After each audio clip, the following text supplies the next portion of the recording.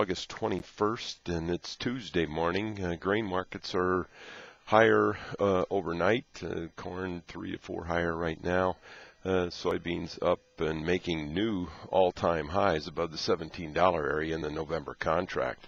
Just want to remind everybody the Allendale 23rd Annual Farmer Yield Survey is going on, and we need your help. If you got a chance, go to our website, fill out the survey, and it's a yield survey, so give us your best estimate of what your crop might be in your area and on your farm, because nobody knows your fields better than you do. So if you can help us out there, that'd be fine. Otherwise, just give us a call here at Allendale, and we'd be happy to take the survey results and put them into the mix. And in the last several years, we've been, with your help, right on target for this September report from the USDA. So your help will be greatly appreciated. Some of the other news out is the Pro Farmer Farm Tour that's going on right now from the east into central Indiana, into Illinois today, from the west into the Nebraska and Iowa area. The first results yesterday were certainly not very promising. The North Dakota yield, they put at 74 bushel an acre, and the Ohio yield at 110 bushel an acre.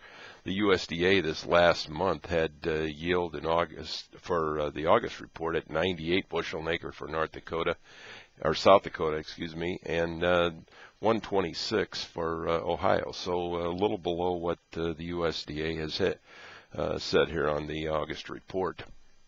USDA also gave us crop conditions last night. 23% good to excellent on corn. That was unchanged from a week ago. 31% good to excellent on soybeans. That was improved by 1%. Many in the trade thought we could even get a little more improvement than that, but we did see some improvement in Illinois and Indiana, two of the hardest hit drought areas. 2 to 3% increase in those states from the poor category moved up to the good to excellent category. Other news, weather, of course, no rain in the forecast here for several days through the Midwest.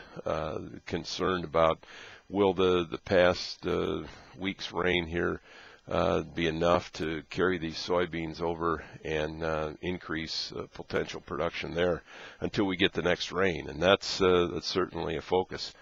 The other news is the weather in China. There's a typhoon headed for the Chinese corn growing area that could affect as much as 20% of the area, and it's also going into the region where Dalian exchange is, and the largest port in China, the Dalian port, could be impacted from this heavy rain as well. So something to watch here over the next several days.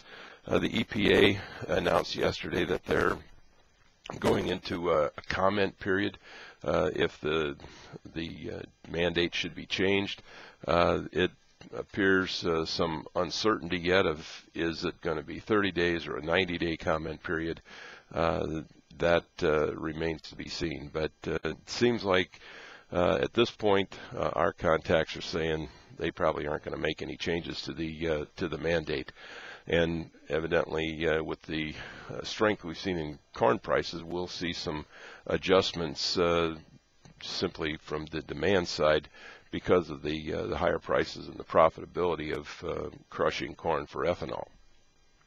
The hard red wheat areas expected some rain. We're getting chatter from producers that, especially in the soft wheat growing areas, that we will see some decline in wheat production there, or in wheat plantings.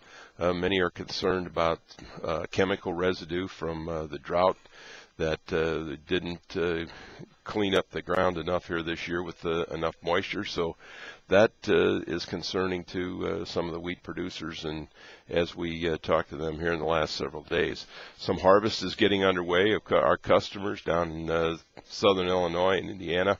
Yields there are disappointing. I know I talked to one producer last night that was expecting 75 to 80 bushel In his harvesting yesterday afternoon, he was getting anywhere from 30 to 38 bushel an acre, so quite a sizable difference there. So the yield is definitely a concern. The harvest is starting to be reality, and that is continuing to support these markets. We also want to remind everybody with the strength that we had in the markets last year during the same week in time. The market topped on August 28th for corn and August 31st for soybeans in last year's crop problems that we've seen. So keep aware of that as we go forward here with the volatility that we're going to expect for this coming week. In the livestock, we've got choice beef up 82, select up 53, pork up 46. The key there, I think, is the direction of the corn market. The higher prices for feed and concern over getting supply of livestock feed is causing some near-term pressure in the livestock complex, which is certainly, again, supporting deferred contracts. Looking at some break-evens right now, if you had nothing hedged in the hog markets for December would be right now, or hog production for December would provide a $53 a head loss. So definitely not incentive for producing pork at this time. So a lot of things going on, a lot of reasons to stay in touch with the Allendale Advisory. You can be reaching Allendale at 800-262-7538. We wish everybody a very successful trading day, and we'll talk to you tomorrow morning. Thank you.